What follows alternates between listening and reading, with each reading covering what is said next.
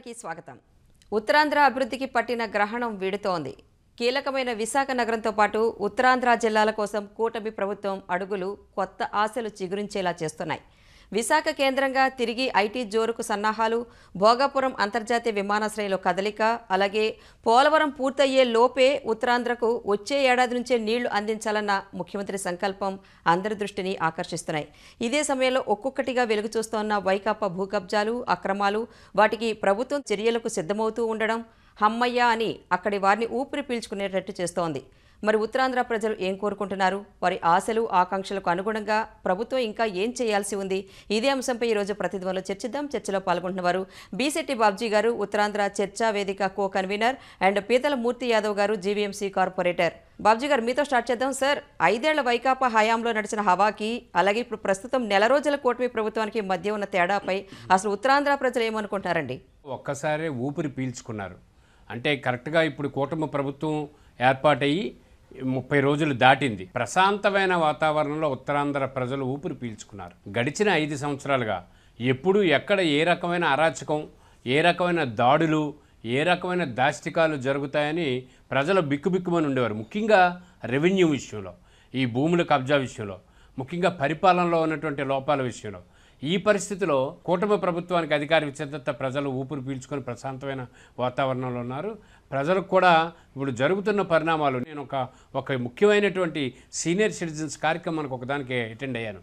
ఆయన అక్కడ ఒక పెద్ద ఆయన ఆ సీనియర్ సిటిజన్ అసోసియేషన్ ప్రెసిడెంట్గా నాతో చెప్తున్నారు, ఈ గడిచిన నెల రోజులుగా చంద్రబాబు నాయుడు గారు, శాసనసభ్యులు, మంత్రులు ప్రజల చుట్టూ పరుగులెడుతున్న విధానం చూశాక ఈ 5 సంవత్సరాలు మనం ఎంత నష్టపోయాం బాబ్జీ గారు అని చెప్పి నాతో చెప్పారంటే, ప్రజలు తమ తాలూకా బాధ్యతని ఎవరు నిర్వర్తిస్తారో తెలుసుకొని ఆ నిర్వర్తించే మనుషులు ఎవరు అనేది ఊహించి ఆ బీజేపీ, జనసేన, తెలుగుదేశం లాంటి కూటమికి మద్దతు ఇవ్వటం, సంపూర్ణ మద్దతు ఇవ్వడం, అధికారం ఇవ్వడం జరిగింది.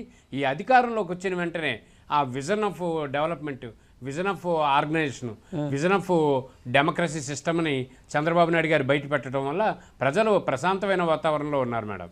అంటే వాళ్ళు ఎలాంటి డెవలప్మెంట్ని కోరుకుంటున్నారో వాళ్ళ ఆశలు నెరవేరుతాయి అంటారా? ఇప్పుడు తప్పనిసరిగా ప్రజలు ఏం కోరుకుంటున్నారు?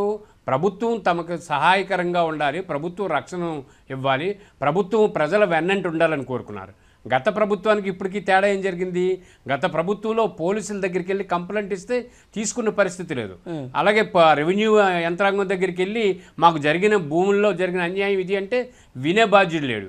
అలాగే జిల్లా స్థాయిలో కలెక్టర్లు కానీ, జాయింట్ కలెక్టర్లు కానీ, రెవెన్యూ యంత్రాంగం కానీ ప్రజలకు అనుగుణంగా మానేసి వైకాపా నాయకుల చుట్టూ, వైకాపా నాయకుల తాలూకా అధికారం చుట్టూనే తిరిగింది. ఉదాహరణకి 3 ప్రాంతాల్లో 3 నేతలు, ఇప్పుడు విశాఖపట్నం, విజయనగరం, శ్రీకాకుళం జిల్లాకి ఎంతమంది ఎమ్మెల్యేలు, మంత్రులు ఉన్నప్పటికీ, ఉప ముఖ్యమంత్రులు 2 ఉన్నప్పటికీ కూడా వాళ్ళకు ఒక ఇన్ఛార్జి, ఆ ఇన్ఛార్జి చెప్పిందే రెవెన్యూ యంత్రాంగంలో జరిగేది, ఆ ఇన్ఛార్జి చెప్పిందే పోలీస్ యంత్రాంగంలో నడిచేది, ఆ ఇన్ఛార్జి చెప్పిందే పరిపాలనలో జరిగేది. అందుకని ఒక ఎమ్మెల్యేకి ఒక అధికారం ఉండేది కాదు, మంత్రికి ఉండేది కాదు, అట్లాగే ఉప ముఖ్యమంత్రులు పేరుకే ఉన్నారు తప్ప ఏం కాదు. కాబట్టి ప్రజలు అనుకునే స్థాయిలో పరిపాలన సాగుతుందని మాత్రం ప్రజలు అభిప్రాయపడుతున్నారు. రాణి గారు.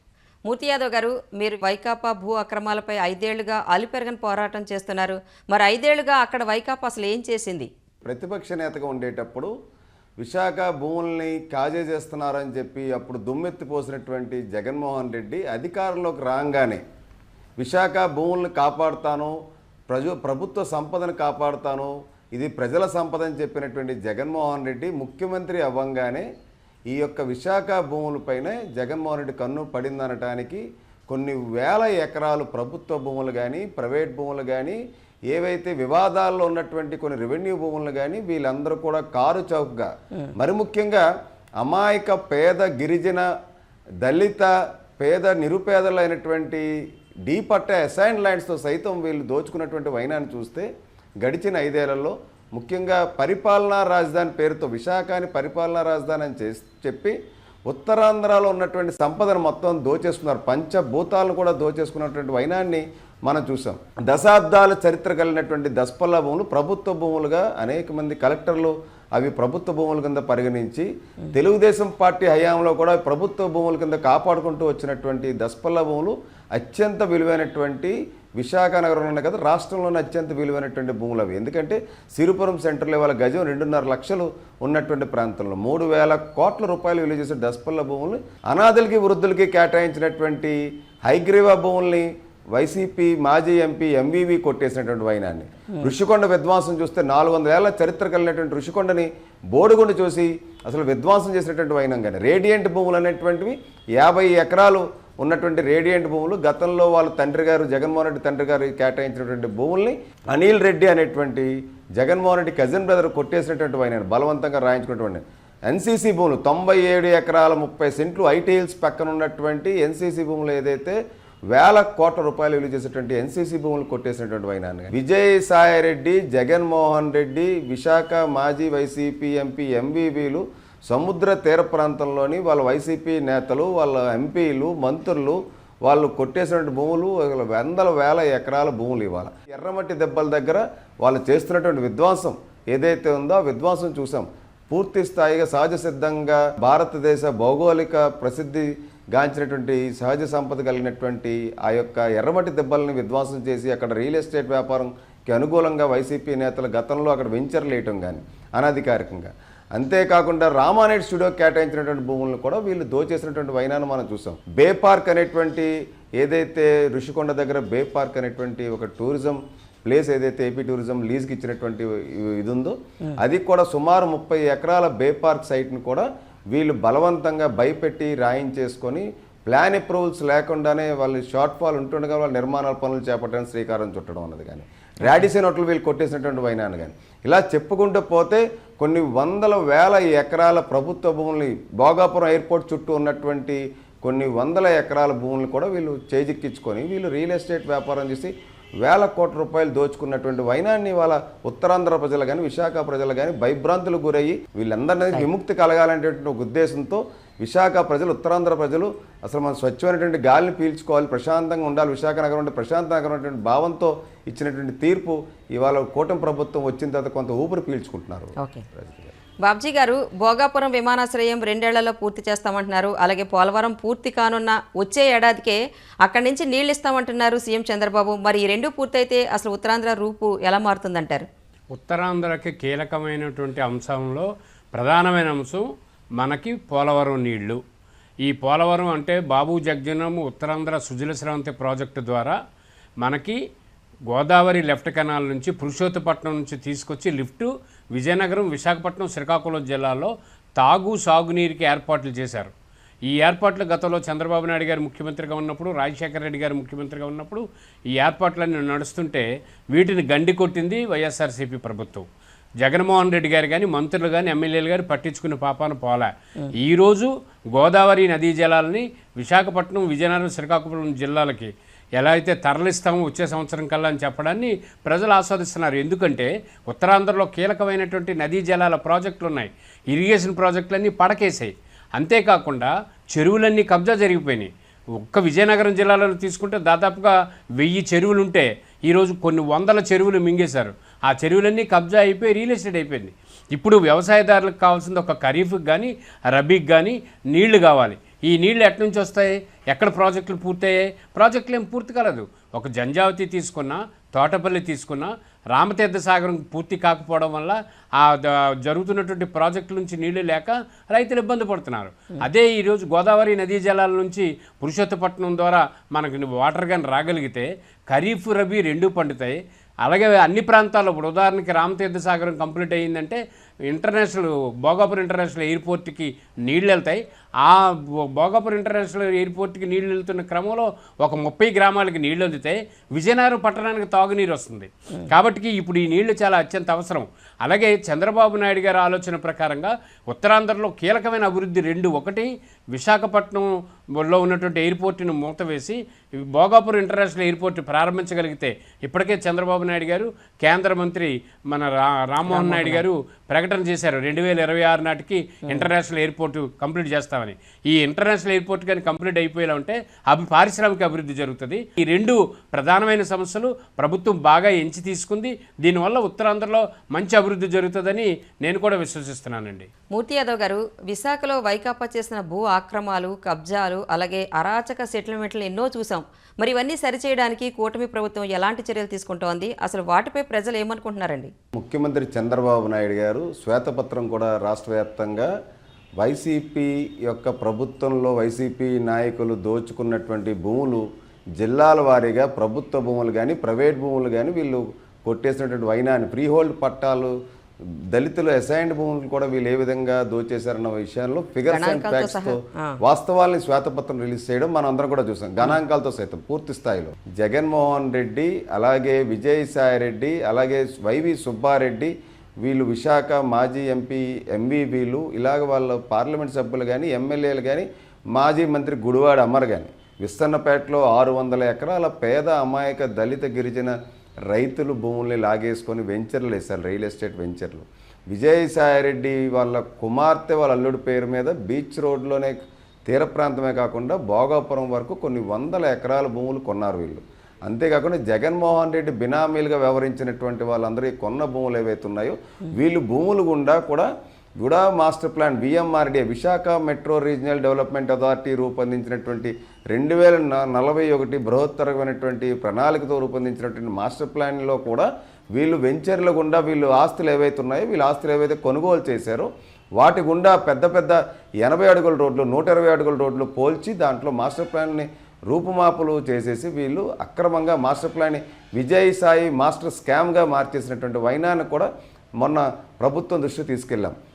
ముఖ్యమంత్రి చంద్రబాబు నాయుడు గారు విశాఖ వచ్చినప్పుడు కూడా ముఖ్యంగా మాస్టర్ ప్లాన్ని ఖచ్చితంగా పూర్తి స్థాయిలో పునఃసమీక్షించండి అని చెప్పి అధికారులకు ఆదేశాలు ఇవ్వడం జరిగింది. మాస్టర్ ప్లాన్ వల్ల చాలామంది అమాయకుల యొక్క స్థలాలు గుండా రోడ్లు వీళ్ళు అక్రమంగా వేసి వాళ్ళు భూములు కొట్టేసేటువంటి ప్రయత్నం చేశారు. ఆ మాస్టర్ ప్లాన్ రోడ్లు ఏ విధంగా వినియోగిస్తాము ఏంటి అన్న దాని మీద పూర్తి స్థాయిలో సమీక్షించేటువంటి కార్యక్రమం చేశారు. ఇప్పటికే చర్యలు చేపట్టారని చెప్పడానికి గల ప్రధానటువంటి అంశం ఏంటంటే చంద్రబాబు నాయుడు గారు ఉత్తరాంధ్ర పర్యటనలో భాగంగా మొన్న వచ్చినప్పుడు సాక్షాత్తు ఎప్పుడూ కూడా పోలవరం ఏదైతే అనకాపల్లిలో ఉన్నటువంటి 93 కిలోమీటర్ల 800 కోట్ల రూపాయలతో వెచ్చిచ్చి 23 క్యూసెక్కుల నీళ్లు 24 గంటలు అనకాపల్లి ప్రాంత ప్రజలకు ఇవ్వాలన్నటువంటిది ఒకటి, భోగాపురం ఎయిర్పోర్ట్ పనులు సర్వేగంగా పూర్తి చేయాలనేది ఒకటి అయితే ఇక్కడ జీవీఎంసీ పరిధిలో Visakha metro regional development authority అలాగే గ్రేట్ మహావిశాఖ నగరపాలక సంస్థ అధికారులతో పూర్తి స్థాయి సమీక్ష జరిపారు.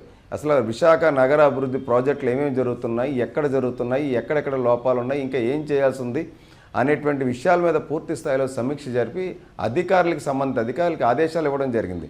మీరు చూస్తే రాణి గారు పత్రికల్లోని మీడియాల్లోని వచ్చినటువంటి ఎర్రమట్టి దిబ్బల విధ్వంసం ఏదైతే జరుగుతుందని చెప్పి ముఖ్యమంత్రి గారు నోటీస్కి వెళ్ళంగానే వెంటనే ముఖ్యమంత్రి కార్యాలయము అలాగే ఉప ముఖ్యమంత్రి పవన్ కళ్యాణ్ గారు కూడా వెంటనే అధికారులకు ఆదేశాలు జారీ చేసిన వెంటనే హుటాహుటిన ఆ యొక్క ప్రాంతాన్ని సందర్శించడం, వెంటనే ఆ యొక్క మిషనరీ ఏదుందో సీజ్ చేయండి అని చెప్పి అధికారులకి షోకాజ్ నోటీస్ ఇవ్వడం, సస్పెండ్ చేయడం ఒక ముఖ్యమంత్రిగా బాధ్యతగా ఈ రాష్ట్రంలో ఉన్నటువంటి సహజ సిద్ధంగా ఉన్నటువంటి సంపదని ప్రభుత్వ సంపదని కాపాడాలనేటువంటి తపన జయం ఏ విధంగా ఉందో మనం ఉదాహరణగా చెప్పుకోవచ్చు. బాబ్జీ గారు, ప్రతి చేతికి పని హామీ నెరవేరేందుకు ఉన్న అవకాశాలు ఏంటి? ప్రభుత్వం ఏం చేయాలంటారు? తప్పనిసరిగా ఉత్తరాంధ్ర సుజల స్రవంతితో నీళ్లు కానీ విశాఖపట్నం, విజయనగరం, శ్రీకాకుళం జిల్లాలకి అనుకున్న లక్షలాది ఎకరాలకు కానీ ఇవ్వగలిగితే ప్రతి చేనుకి నీరు, ప్రతి చేతికి పని అనే కాన్సెప్ట్ సక్సెస్ అవుతుందండి.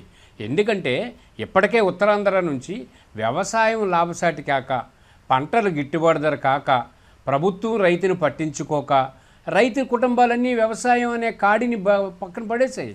అందుకని రైతులంతా కలిపి వ్యవసాయాన్ని వదిలేసి ఇది లాభసాటి కాదు, ఇది వ్యవసాయం సొంత దండుగైపోయింది, మేము అప్పుల పాలైపోయాం, మమ్మల్ని నమ్ముకున్న కుటుంబాలకి న్యాయం చేయలేకపోతున్నాం అని చెప్పి వలసలు పోయారు. ఈ వలసలు తెలంగాణ కావచ్చు, ఒరిస్సా కావచ్చు, లేకపోతే కర్ణాటక కావచ్చు, కేరళ కావచ్చు, ఎక్కడ పడితే అక్కడికి వెళ్ళిపోయారు. అదే పుష్కలమైనటువంటి నీరు అన్ని ప్రాంతాల్లో ఉంటే పరిశ్రమలు అభివృద్ధి చెందుతాయి, అలాగే మంచి వాతావరణంలో వ్యవసాయాలు వస్తాయి, వ్యవసాయం లాభసాటి జరుగుతుంది. వ్యవసాయం లాభసాటి జరిగితే రైతు చేతిలో డబ్బులు ఆడతాయి. రైతు చేతిలో డబ్బులు ఎప్పుడైతే ఆడాయో మొత్తం వలసలన్నీ ఆగిపోతాయి. ఎవరి ఊర్లో వాళ్ళు హాయిగా జీవించడానికి కావాల్సిన ఏర్పాటు చేసుకుంటారు. ముఖ్యంగా ఈ ఉత్తరాంధ్ర సుజల స్రవంతి నుంచి ఏదైతే నీరు వస్తుందో 3 జిల్లాలకి, దానివల్ల ప్రాజెక్టుల్లో గొప్ప అవకాశాలు దొరుకుతాయి ప్రాజెక్టు కిందని. ఎందుకంటే ఆశ్చర్యకరమైన అంశం ఏంటంటే వైకాపా ప్రభుత్వంలో ప్రాజెక్టుల కింద తోటపల్లి, జంజావతి కింద ఎన్ని లక్షల వేల ఎకరాలకి నీళ్ళు ఇస్తారో ఆ ఆయకట్టు ద్వారా వెళ్తున్న నీళ్లు దగ్గర పూడికలు తీయడానికి కావాల్సినటువంటి లస్కర్లు లేరు, అట్లాగే ప్రాజెక్టులకి షట్టర్లు లేవు. ఇదంతా ఎందుకు జరిగింది? ప్రభుత్వాలు పట్టించుకోకపోబట్టికే. కాబట్టి ఇప్పుడు నిజంగా ప్రభుత్వం పట్టించుకోగలిగితే ఈ మంచినీరు తాగునీటి కోసం, సాగునీటి కోసం, పరిశ్రమల కోసం నదీ జలాలని పంపించగలిగితే అంతకన్నా అద్భుతం ఏముంటుంది? మూర్తి యాదవ్ గారు, 5 ఏళ్లుగా స్మార్ట్ సిటీ సహా విశాఖ అభివృద్ధి పనులు ఎక్కడ ఆగాయి? అసలు మహావిశాఖ నగర అభివృద్ధి ఎలా ఉండాలని సాగర్ నగరం ప్రజలు కోరుకుంటున్నారు? మహావిశాఖ నగరపాలక సంస్థ పరిధిలో స్మార్ట్ వైజాగ్ పేరుతో స్మార్ట్ సిటీ పనులు ఏవైతే గత 3 ఏళ్ళుగా జరిగినటువంటి పనులు ఏవైతే ఉన్నాయో ఆ స్మార్ట్ సిటీ యొక్క పనులు పూర్తి కావచ్చినాయి ఇప్పటికే చాలా వరకు కూడా. స్మార్ట్ సిటీలో ఉన్నటువంటి స్పెషల్ పర్పస్ వెహికల్గా స్మార్ట్ సిటీని అప్పుడు గవర్నమెంట్లో ఉన్నటువంటి వెంకయ్య నాయుడు గారు స్మార్ట్ సిటీ ప్రాజెక్ట్స్ని ప్రవేశపెట్టడం, దాని ద్వారా విశాఖకి స్మార్ట్ సిటీ ప్రాజెక్టులో భాగంగా ఎన్నుకోవటం, అక్కడ నిధులు ఇవ్వటం, ఆ నిధులతో ఇక్కడ అనేకమైనటువంటి అభివృద్ధి పథకాలు చేపట్టడం, ఇంకా కొన్ని పూర్తి స్థాయిలో పనులు పూర్తి కావాల్సి వచ్చింది కాబట్టి ఇంకా పనులు నడుస్తూ ఉన్నాయి. కాబట్టి ఆ స్మార్ట్ సిటీ పనుల్లో భాగంగా విశాఖ నగరంలో ప్రశాంతంగా రద్దీ లేనటువంటి ప్రాంతాలుగా రద్దీలు ఉన్నటువంటి ప్రాంతాలుగా ఉన్నటువంటి రోడ్లను విస్తరణ చేయటం కానీ, ఫుట్ బోర్డ్స్ కానీ, అలాగే మౌలిక సదుపాయాలు కల్పించడంలో స్మార్ట్ సిటీ ఏదైతే నిధులు ఉన్నాయో స్మార్ట్ సిటీలను వెచ్చించడంలో కానీ, ముఖ్యంగా విశాఖ నగర ప్రజల దాహార్తి తీర్చడానికి 24/7 కేంద్ర ప్రభుత్వం ఇచ్చేటువంటి అమృత్ పథకాన్ని వినియోగించుకోవాలనుకుంటే సుజల స్రవంతి ఏదైతే బాబ్జీ గారు చెప్పినట్టు సుజల స్రవంతి యొక్క ప్రాజెక్టుని పూర్తి కావాల్సి వస్తే ఖచ్చితంగా విశాఖకి అమృత్ పథకంలో భాగంగా కొన్ని కేంద్ర ప్రభుత్వం నుంచి కూడా నిధులు వచ్చేటువంటి కార్యక్రమం కానీ, మొన్న జరిగినటువంటి గత 5 ఏళ్ల పాలనలో జగన్మోహన్ రెడ్డి ప్రభుత్వం విశాఖలోని G20 సదస్సుల పేరుతోని, అలాగే అనేకమైనటువంటి ఇన్వెస్ట్మెంట్ సమిట్ సదస్సుల పేరుతో 100 కోట్ల రూపాయలు జీవీఎంసీ నిధులను ఏవైతే దారాదత్తం చేసేసి దుర్వినియోగం చేసేసారో వాటిలన్నింటినీ కూడా అడ్డుకట్టు వేసే విధంగా ఇప్పుడు వచ్చినటువంటి కూటమి ప్రభుత్వం ముఖ్యమంత్రి చంద్రబాబు నాయుడు గారు హుదూద్ తుఫాన్ అప్పుడు కూడా చంద్రబాబు నాయుడు గారు ఇక్కడ ఉండి బస చేసి అక్కడ మళ్ళీ పూర్తి స్థాయిలో మళ్ళీ యథాపరిస్థితి అంటే ప్రశాంతమైన పరిస్థితి నెలకొల్లేంత వరకు కూడా అందరికీ కూడా ప్రజలందరికీ కూడా భరోసా ఇచ్చే విధంగా చేసినటువంటి వైనాన్ని ప్రజలందరూ కూడా గుర్తు చేసుకొని విశాఖ నగరం మళ్ళీ పూర్వవైభవం రావాలంటే, విశాఖ నగరం అభివృద్ధి చెందాలంటే చంద్రబాబు నాయుడు గారు, పవన్ కళ్యాణ్ గారు విజనే ఈ యొక్క విశాఖ నగరానికి మరి ముఖ్యంగా వాళ్ళు ఉపయోగిస్తారు. వాళ్ళ యొక్క పెట్టుబడులన్నీ కూడా ఇక్కడ అనేక విధాలుగా విశాఖ నగర అభివృద్ధి గురించి పాటుపడతారనేటువంటిది ఇవాళ ముడిసల్లా పార్క్ చూడొచ్చు. అలాగే అనేకమైన టూరిజం ప్రాంతాలు ఉన్నాయి. విశాఖ నగర సముద్ర తీర ప్రాంతంలోని ఎంతో అద్భుతంగా తీర్చిదిద్దాల్సినటువంటి ఒక టూరిజం హబ్గా తీర్చిదిద్దేటువంటి విశాఖ నగరాన్ని అన్ని వనరులతో కూడుకున్నటువంటి అభివృద్ధి కోరుకుంటున్నారు. విశాఖ నగరం అంటేనే ప్రశాంత నగరం. ఈ రాష్ట్రంలో ఎవరైనా కానీ మనం రిటైర్మెంట్ అయిపోయిన తర్వాత విశాఖ నగరం వచ్చి ప్రశాంతంగా మనం సేద తీరి మన రిటైర్మెంట్ తర్వాత శేష జీవితం కూడా విశాఖలో గడుపుదాం అనుకునేటువంటి ఒక సాగర ప్రాంతం, సాగర తీరం ఏదైతే ఉందో ఆ సాగర తీరాన్ని, సాగర ప్రాంతాన్ని ఖచ్చితంగా చంద్రబాబు నాయుడు గారు, పవన్ కళ్యాణ్ గారు, కేంద్ర ప్రభుత్వం మోడీ గారి నేతృత్వంలో కోట్ల రూపాయల నిధులు తీసుకొచ్చి ప్రశాంతమైనటువంటి విశాఖ నగర రూపురేఖలను మార్చేటువంటి పరిస్థితి నెలకొంటుందని చెప్పి విశాఖ నగరవాసులందరూ కూడా, ట్యాక్స్ పేయర్స్ అందరూ కూడా వచ్చిన వెంటనే చంద్రబాబు నాయుడు గారు, పవన్ కళ్యాణ్ గారు ఏదైతే గతంలో ఎన్నికల హామీల్లోనే ముందరే చెప్పారు, చెత్త ముఖ్యమంత్రి చెత్త పన్ను వేసాడు, ఆ చెత్త ఆలోచన ఎలా వచ్చిందో జగన్మోహన్ రెడ్డికి మేము వచ్చిన వెంటనే చెత్త పన్ను రద్దు చేస్తాం, ప్రజల మీద చెత్త పన్ను భారాన్ని మోపమని చెప్పి ఏదైతే మొట్టమొదట చెప్పినటువంటి మాట ఉందో, ముఖ్యమంత్రిగా ప్రమాణ స్వీకారం చేసిన వెంటనే చెత్త పన్ను వసూలు చేయొద్దని చెప్పి మౌఖిక ఆదేశాలు జారీ చేసినటువంటి వైనాన్ని విశాఖ ప్రజలందరూ కూడా పెద్ద ఎత్తున హర్షం వ్యక్తం చేస్తున్నారు. చెత్త పన్ను వసూలు చేయటం ఏంటి, అసలు ఇవాళ మరుగుదొడ్ల పనులు వసూలు చేయటం ఏంటి అని చెప్పి, అలాగే కుక్కలు పెంచుకుంటే కుక్కల మీద పనులు వేయటం ఏంటి, ప్రజలపైన పన్నుల భారం మోపటం ఏంటి అని చెప్పి భావించినటువంటి విశాఖ ప్రజలకి ఇవాళ పూర్తి స్థాయి పన్నుల భారం నుంచి విముక్తి కలిగినటువంటి ప్రశాంత నగరంగా విశాఖ నగరం సర్వతోముఖాభివృద్ధి చెందే విధంగా ఇవాళ ఆశాభావం ప్రజలు వ్యక్తం చేస్తున్నారు. ఓకే బాబ్జీ గారు, మీరు ఉత్తరాంధ్ర చర్చా వేదిక తరపున చాలా కాలంగా ప్రజల మధ్యకు వెళుతున్నారు. ఆ ప్రాంత సమగ్రాభివృద్ధి కోసం కూటమి ప్రభుత్వం ఇప్పుడు ఇంకా అసలు ఏవే అంశాలపై దృష్టి పెట్టాలంటారు? ఉత్తరాంధ్ర చర్చా వేదిక నుంచి మాజీ మంత్రివర్యులు ఇప్పుడు ప్రస్తుతం జనసేన శాసనసభ్యులు కొంతాల రామకృష్ణ గారు కన్వీనర్గా, నేను కో కన్వీనర్గా పనిచేశాం. 2023, 24 2 సంవత్సరాల్లో కూడా పెద్దలు జయప్రకాష్ నారాయణ గారు అన్ని రాజకీయ పార్టీల నేతల్ని పిలిపించి ఉత్తరాంధ్ర డిక్లరేషన్ రిలీజ్ చేశాం. అంటే రాష్ట్ర విభజన సమయం ఇప్పుడు మిగిలిపోయినటువంటి షెడ్యూల్ 9, 10లో అంశాలు, ఉత్తరాంధ్ర రైల్వే జోను, అట్లాగే ఉత్తరాంధ్రకి మెట్రో, విశాఖపట్నానికి మెట్రో రైలు ప్రాజెక్టులు, వీటిపైన మేము అందరం కలిపి ఉత్తరాంధ్రలో పరిశ్రమలో ముఖ్యంగా ఆశ్చర్యకరమైన అంశం ఏంటంటే మేడం, ఉత్తరాంధ్రలో దాదాపుగా 46 జూట్ మిల్లులు ఉండేవి. విజయనగరం, విశాఖపట్నం, శ్రీకాకుళం జిల్లాలో కలిపి. ఫెర్రో ఎల్ఎస్ పరిశ్రమలు పెద్దవి 36 ఉండేవి, చిన్నవి ఒక దాదాపుగా 40 వరకు ఉండేవి. అంటే చిన్నవంటే దాదాపుగా ప్రతి షిఫ్ట్లోని 1000-1500 మంది పనిచేసేవారు. అదే పెద్దవనుకోండి జూట్ మిల్లులో ఒక షిఫ్ట్కి 6-7 వేల మంది పనిచేసేవారు. మీకు ఉత్తరాంధ్ర మొత్తం అన్నీ స్మాష్ అయిపోయి, జూట్ పరిశ్రమలు లేవు, సహకార చక్కెర రంగంలో షుగర్ ఫ్యాక్టరీలు లేవు, ప్రైవేట్ రంగంలో పెద్దదైనటువంటి ఎన్సిఎస్ షుగర్ ఫ్యాక్టరీ మూతపడిపోయింది. ఇప్పుడు బిక్కుమంటూ ఈఏడిపిఆర్ ఇండియా లిమిటెడ్ అని చెప్పి మనకు సంఖ్యలో ఉన్నటువంటి ఫ్యాక్టరీ ఒకటే నడుస్తూ ఉంది. చోడవరం పరిస్థితి అంతంత మాత్రంగా ఉంది. మరి ఈ పరిస్థితిలో ఉపాధి ఎట్లా వస్తుంది? ఉపాధి లేకుండా మన పిల్లలకి ఉపాధి లేకపోతే ఎలా బ్రతుకుతారు? కాబట్టి ఇక్కడ మనం ఇప్పుడు ముఖ్యమంత్రి గారు స్కిల్ డెవలప్మెంట్ సెంటర్ల కోసం మాట్లాడుతున్నారు. నేను ఇప్పటికే ఆల్రెడీ విజయనగరం, విశాఖపట్నం, శ్రీకాకుళం జిల్లాలో శాసనసభ్యులకు చెప్పాను. మన భోగాపురం ఇంటర్నేషనల్ ఎయిర్పోర్ట్ వల్ల ప్రత్యక్షంగా 30-40 వేల మందికి, పరోక్షంగా ఒక 50 వేల మందికి ఉపాధి దొరుకుతుంది. లైక్ డ్రైవర్లు, అలాగే పెయింటర్లు, మెషినిస్టులు, ప్లంబర్లు, అన్నిటికన్నా గార్డెన్ చూసేవాళ్ళు, తర్వాత శానిటరీ డిపార్ట్మెంట్స్, ఇట్లా చూస్తే మళ్ళగా మనకున్నటువంటి ఎయిర్పోర్టు ముందు భాగంలో జరిగే పారిశ్రామిక అభివృద్ధికి కావాల్సినటువంటి ఏర్పాట్లు ఉన్నాయి. దీనిపైన ప్రతి నియోజకవర్గానికి ఒక స్కిల్ డెవలప్మెంట్ సెంటర్ ఏర్పాటు చేయమని గౌరవ ముఖ్యమంత్రి చంద్రబాబు నాయుడు గారికి దృష్టికి తీసుకెళ్ళడం జరిగింది. అంతేకాకుండా నేను కోరుతున్నాను మన వాళ్ళందరినీ, నదీ జలాలతోటి ఎప్పుడైతే మనం అభివృద్ధి చెందుతామో, ప్రాజెక్టులు పూర్తవుతాయో, తప్పనిసరిగా ఇంటర్నేషనల్ ఎయిర్పోర్ట్ వస్తుందో, ఈ చిన్న పరిశ్రమలు, స్మాల్ స్కేల్ ఇండస్ట్రీస్, ఎంఎస్ఎంఈలు అభివృద్ధి చేయగలిగితే, చంద్రబాబు నాయుడు గారి విజన్ ఏమైతే ఉందో, పవన్ కళ్యాణ్ గారి ఆలోచన పంచాయతీలు అభివృద్ధి చెందాలని కోరుకుంటున్నారో, నిజంగా కానీ పంచాయతీలపై దృష్టి పెడితే మన 14th, 15th ఫైనాన్స్లో కేంద్ర ప్రభుత్వం ఇచ్చినటువంటి నిధులు గోల్మాలు అయిపోయాయి. 6,500 కోట్ల రూపాయలు అది పంచాయతీలకు వెళ్లాల్సింది. ఆ డబ్బులు స్థానంలో ఈరోజు పవన్ కళ్యాణ్ గారు పంచాయతీరాజ్ శాఖ మంత్రిగా నేను అన్నీ చూసుకుంటానంటే, పంచాయతీలు ఒక దేశ ప్రభుత్వం, పార్లమెంట్ ఎట్లా ఉంటుందో భారతదేశంలో పంచాయతీలు కూడా.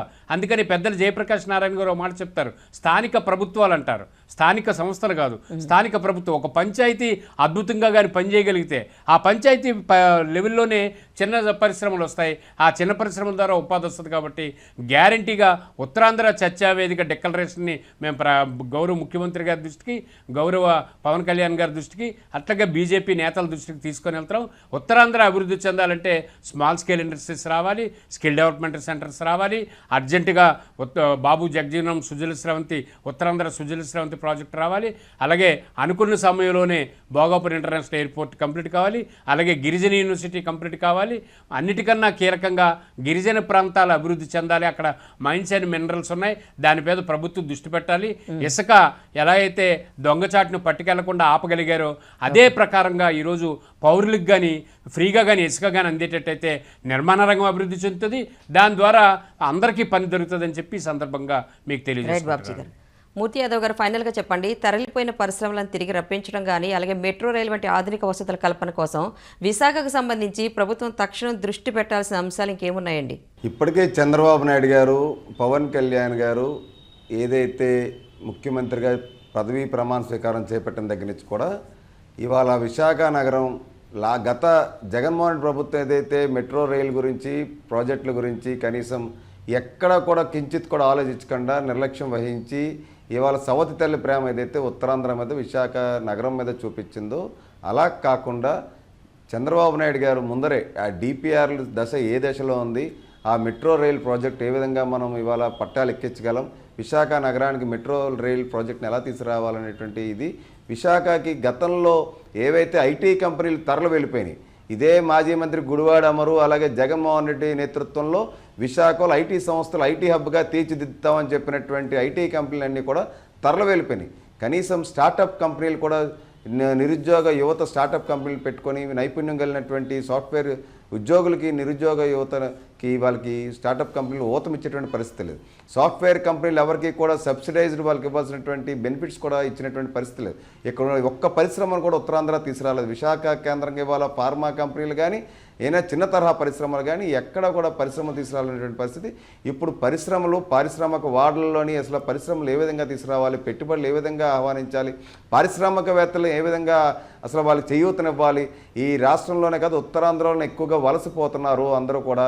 ఉద్యోగ అవకాశాలు లేక నిరుద్యోగ యువత పెరిగిపోయారు, వలసపోతున్నారనేటువంటి ఉద్దేశం పదే పదే పవన్ కళ్యాణ్ గారు కూడా ఇక్కడ శ్రీకాకుళం జిల్లాకు వచ్చి పెద్ద సభ పెట్టడం జరిగింది. అటువంటిది ఖచ్చితంగా విశాఖకి ఉత్తరాంధ్ర జిల్లాలకి పెద్ద ఎత్తున ఐటీ పరిశ్రమలే కాదు చిన్న తరహా పరిశ్రమలు ఇవాళ పెట్టుబడిదారులందరినీ కూడా ఆహ్వానించి ఖచ్చితంగా పరిశ్రమలు పెద్దగా ఏర్పాటు చేయటం ఒకటే ధ్యేయంగా ఇవాళ ముఖ్యమంత్రి చంద్రబాబు నాయుడు గారు పవన్ కళ్యాణ్ గారు చేపడుతున్నారు. చివరగా గత 5 ఏళ్ళ భూ కబ్జాలతో విశాఖ నగరం వణికిపోయింది మేడం. గత 5 ఏళ్ళుగా భూ కబ్జాలతో విశాఖ నగరం వణికిపోయింది. అనేక ప్రభుత్వ స్థలాలు, కొండలు, ఎర్రమట్టి దిబ్బలు, ఋషికొండ లాంటి ఖనిజ సంపద, ప్రకృతి సంపదను వీళ్ళు దోచేశారు ఈ వైసీపీ నేతలు. ఈ సంపదను తిరిగి ప్రజా ఖజానాకి కట్టబెట్టాలంటే ఎలాంటి చర్యలు తీసుకోవాలి, దీంతో సంబంధం ఉన్నటువంటి వాళ్ళని ఏ విధంగా చట్టరీత్యా చర్యలు చేపట్టాలన్న దాని మీద ప్రభుత్వం ఇప్పటికే దృష్టి సారించింది. ముఖ్యమంత్రి చంద్రబాబు నాయుడు గారు అలాగే పవన్ కళ్యాణ్ గారు పూర్తి స్థాయిలో దృష్టి సారించి ఖచ్చితంగా సంపద ఏదైతే వీళ్ళు కొట్టేశారో ఆ సంపదని తిరిగి వీళ్ళు రాబట్టించడంలో భాగంగా అలాగే దాని వెనకాల ఉన్నటువంటి కుట్రదారులు, దోపిడీదారులు, సూత్రధారులు, పాత్రదారులు ఎవరైతే ఉన్నారో వాళ్ళని చట్టపరంగా శిక్షించే విధంగా ప్రజలకు భరోసా కల్పించే విధంగా ఉత్తరాంధ్రాని ఇవాళ సర్వతోముఖాభివృద్ధిగా తీర్చిదిద్దేటువంటి కార్యక్రమాన్ని చంద్రబాబు నాయుడు గారు పవన్ కళ్యాణ్ గారి నేతృత్వంలో జరగబోతుందనేటువంటిది విశ్వాసం ఇవాళ ప్రజల్లో పూర్తి స్థాయిలో నమ్మకం ఆసన్నమైంది. ఖచ్చితంగా ఆనంద ఉత్సవాల్లో ఉన్నారు. ఇవాళ ఆయన తీసుకున్నటువంటి నిర్ణయాలన్నీ కూడా పెద్ద ఎత్తున మంచి ఉద్దేశంతో భావితరాల మన బిడ్డల అవసరాల కోసం చేస్తున్నటువంటి ఈ యొక్క అభివృద్ధి పనులు ఏవైతే ఉన్నాయో, నిర్ణయాలు ఏవైతే ఉన్నాయో వాటికి ప్రజల సహకారం కూడా, రాష్ట్ర ప్రజల సహకారం, ఆశీస్సులు కూడా ముఖ్యమంత్రి చంద్రబాబు నాయుడు గారికి, ఉప ముఖ్యమంత్రి పవన్ కళ్యాణ్ గారికి నిండుగా ఉంటాయి.